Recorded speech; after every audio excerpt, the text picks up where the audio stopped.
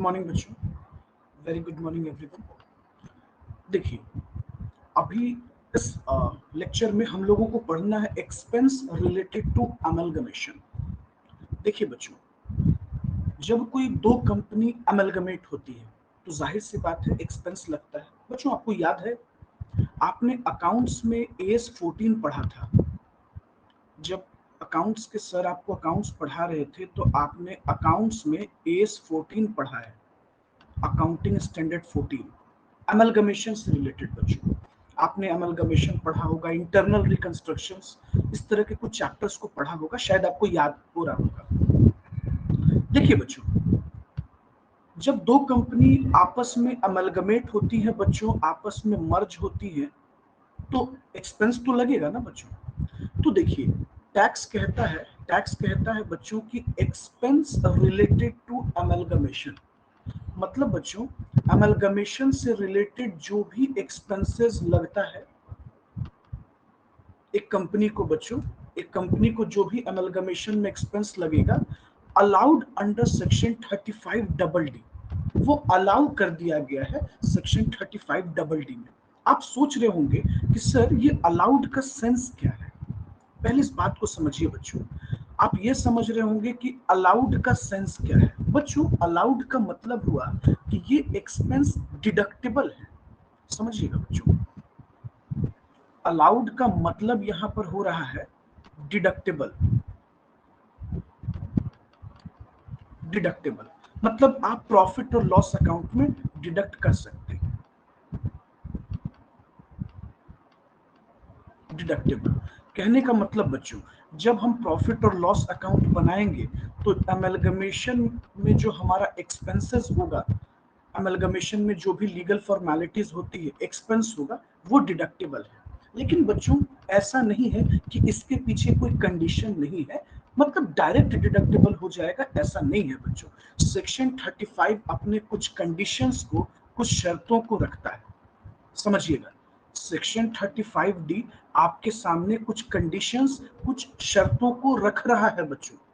सबसे पहले आप ये समझ लीजिए बच्चों एक बार फिर से कि ये जो एक्सपेंस की बात कर रहा है बच्चों, सेक्शन 35 डी जिस एक्सपेंस की बात कर रहा है, जाहिर सी बात है बच्चों, सेक्शन 35 डी के बारे में भी जब हम आपको बता रहे हैं तो ये किसी न किसी एक्सपेंस से रिलेटेड है। तो ये किस एक्सपेंस से रिलेटेड है? Expense related to amalgamation. किससे रिलेटेड है बच्चों? Expense related to amalgamation. सबसे पहले बीइंग अ स्टूडेंट आप ये समझ लीजिए कि सेक्शन 35 डी परमिशन किस रिगार्डिंग दे रहा है बच्चों, तो expense related to amalgamation.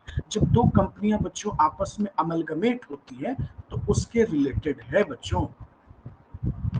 Okay, तो सबसे पहले हम आपको एक बात क्लियर कर दें कि सेक्शन 35 डी कह रहा है कि हम आपको किस रिगार्डिंग एक्सपेंस अलाउ करेंगे? Expense related to amalgamation.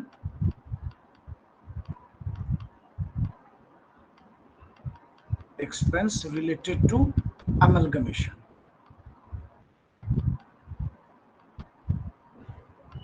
चलिए, दूसरा बच्चों कि अलाउड का सेंस क्या है। अब आप ये सोच रहे होंगे ना बच्चों कि सर अलाउड क्या कह रहा है, प्लीज इसको बता दीजिए। देखिए बच्चों, यहां अलाउड का सेंस है कि ये एक्सपेंस डेबिट डेबिट किए जाएंगे। सर कहां डेबिट किए जाएंगे? मतलब प्रॉफिट और लॉस अकाउंट में आप अमलगमेशन के एक्सपेंसेस को क्या कर सकते हो बच्चों? डेबिट कर सकते हो। अमलगमेशन से रिलेटेड जो भी एक्सपेंसेस होगा आप डेबिट कर सकते हैं, ये आपको बताया जाता है। ठीक है सर, यहां तक तो बात समझ में आ गई सर कि एक्सपेंस को डेबिट किया जा सकता है जो अमलगमेशन से रिलेटेड होंगे। ओके सर, ओके, यहां तक तो कॉन्सेप्ट क्लियर है। लेकिन सर क्या डायरेक्ट पूरे एक्सपेंस डिडक्टेबल होंगे? देखिए बच्चों, सेक्शन 35 डी बच्चों, लेकिन सवाल ये खड़ा हुआ कि सर क्या ये पूरे एक्सपेंस डेबिट हो जाएंगे? लॉजिकल बात है ना बच्चों। आप सोच रहे होगे कि क्या ये पूरे एक्सपेंस डेबिट हो जाएंगे, तो नहीं बच्चों। सेक्शन 35 डबल डी कुछ कंडीशंस बता रहा है। सेक्शन 35 डी कुछ कंडीशन रखता है। आइए बच्चों इस कंडीशन को हम लोग समझते हैं। तो होप सो आप ये पूरा थीम समझ पाए होंगे कि सेक्शन 35 डबल डी क्यों बनाया गया है, सेक्शन 35 डबल डी क्या कहता है, और इसके कुछ शर्तों को हम लोग, इसके कुछ कंडीशंस को हम लोग समझेंगे। और सेक्शन 35 डी बच्चों किस रिगार्डिंग बनाया गया है, तो एक्सपेंस रिलेटेड टू अमलगमेशन।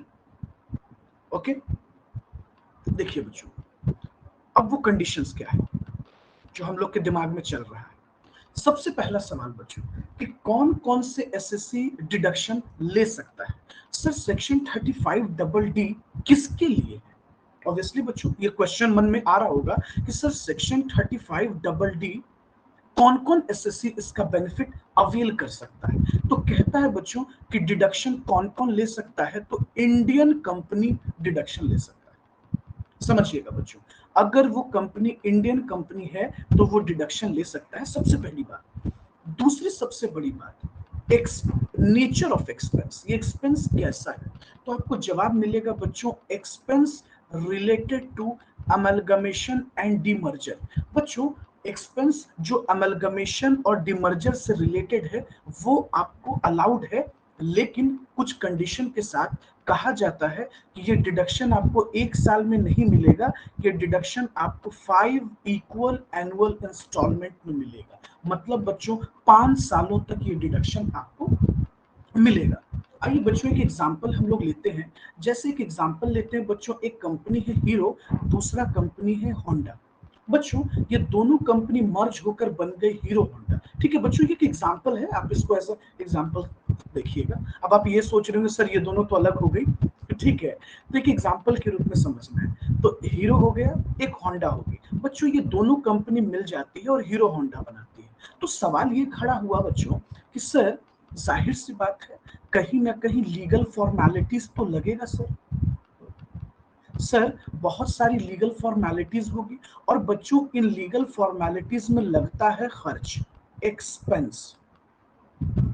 समझिएगा बच्चों क्या लगता है, एक्सपेंस लगता है। तो बच्चों मान लो एक एग्जांपल हम लोग मान लेते हैं कि 1 लाख रुपीज इस लीगल फॉर्मेलिटीज में लग गया कंपनी का, 1 लाख रुपीज।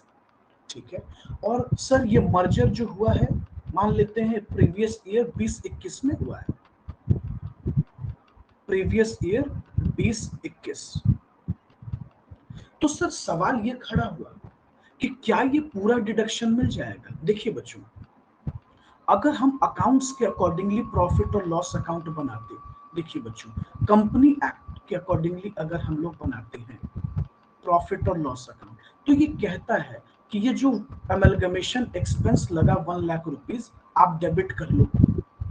लेकिन बच्चों टैक्स ऐसा नहीं कहता। लेकिन जब आप प्रॉफिट और लॉस अकाउंट इनकम टैक्स के अकॉर्डिंगली बनाओगे बच्चों, जब आप प्रॉफिट और लॉस अकाउंट को इनकम टैक्स के अकॉर्डिंगली बनाओगे, तो आप इस अमलगमेशन एक्सपेंस के 1 लाख रुपीस को डेबिट नहीं कर सकते, बिल्कुल नहीं कर सकते।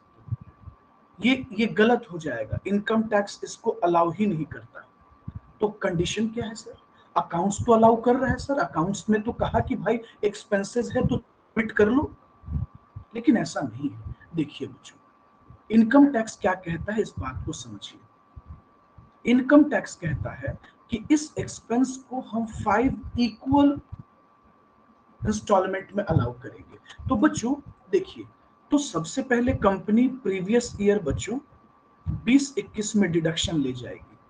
तो 1 लाख रुपीस का अगर हम 5 पार्ट्स करते हैं बच्चों तो 20,000 रुपीज होता है। फिर कंपनी 21-20 प्रीवियस ईयर 21-22 में बच्चों 20,000 का डिडक्शन ले जाएगी। फिर बच्चों 22-23 में 20,000 का डिडक्शन लेगी। फिर बच्चों 23-24 में 20,000 का डिडक्शन लेगी। फिर बच्चों 24-25 में 20,000 का डिडक्शन लेगी। तो सवाल ये खड़ा हो रहा है बच्चों कि ये जो कंपनी है टैक्स के केस में ये 5 पार्ट्स में डिडक्शन लेती है। इस तरीके से बच्चों 5 इक्वल पार्ट में मिलेगी। तो बच्चों जब इनकम टैक्स में हम प्रॉफिट और लॉस अकाउंट बना रहे होंगे तो अमेलगमेशन एक्सपेंस हमें कितना डेबिट करने को मिलेगा? सिर्फ 20,000 रुपीज। किस सेक्शन के अकॉर्डिंगली बच्चों? तो अभी जस्ट मैंने आपको बताया अंडर सेक्शन 35 डी। तो बच्चों होप सो आपको आइडिया लगा होगा। ये अकाउंट जैसा नहीं है बच्चों कि हम वन टाइम में पूरा पैसा डेबिट कर लेंगे। ये टैक्स है। इनकम टैक्स कहता है कि आपको 5 इक्वल पार्ट्स में ही डिडक्शन मिलेगा। मतलब बच्चों 5 सालों तक डिडक्शन मिलता रहेगा। 1/5, 1/5, 1/5, 1/5। होप सो बच्चों ये टॉपिक आपको समझ में आया होगा। देखिए बच्चों आपने नोटिस किया कि नहीं, अभी हम लोग सेक्शन 35 का सीरीज पढ़ रहे हैं। बच्चों मैंने आपको 12वें लेक्चर में सेक्शन 35 के बारे में पढ़ाया था, 35D। आज बच्चों हम लोग सेक्शन 35 डी पढ़ रहे हैं। हम लोगों ने 35D में क्या पढ़ा था बच्चों? याद कीजिए, अमोर्टाइजेशन ऑफ प्रिलिमिनरी एक्सपेंस। अभी हम लोग पढ़ रहे हैं सेक्शन 35 डी। फिर हम लोग पढ़ेंगे बच्चों सेक्शन 35 DDA। हम लोग सेक्शन वाइज मूव कर रहे हैं बच्चों ताकि हम लोगों को कॉन्सेप्ट क्लियर रहे। तो होप सो ये टॉपिक क्लियर हो गया होगा आपको। अभी हम लोग एक दूसरा टॉपिक देखेंगे बच्चों, सेक्शन 35 डी। तो एक बार आप पॉज कर लीजिए बच्चों और पॉज करके इसको रिकॉर्ड कर लीजिए। अपनी कॉपी में नोट डाउन कर लीजिए, वीडियो को रोक कर लिख लीजिए।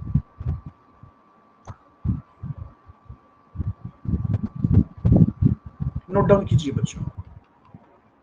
चलिए बच्चों आपने नोट डाउन कर लिया होगा। एक बार हम फिर रिपीट कर देते हैं बच्चों, लास्ट एक बार रिकॉल कर देते हैं। हम लोगों ने क्या पढ़ा? हम लोगों ने पढ़ा बच्चों expense related to amalgamation. Expense related to amalgamation बच्चों एक बार ध्यान से मेरी बात को फिर सुनिएगा। सेक्शन 35 डी क्या कहता है बच्चों? सेक्शन 35 डी कहता है कि अगर कोई एक्सपेंस अमेलगमेशन से रिलेटेड होगा तो इनकम टैक्स में उस एक्सपेंस को डेबिट किए जाएंगे। लेकिन लेकिन दो शर्त है कि वो एक्सपेंस 100% आपको नहीं मिल सकता। आप सोचेंगे कि उसी ईयर में आपको 100% अलाउड कर दिया जाए, तो ऐसा नहीं होगा। 100% नहीं लेस हो सकता है, कुछ कंडीशंस आगे हम लोग देखेंगे। सेक्शन 35 डी एक और बात कहता है बच्चों, ये जो एक्सपेंस है ये हमेशा अमलगमेशन से ही रिलेटेड होना चाहिए, तभी एक्सपेंस आप लेस कर सकते हैं।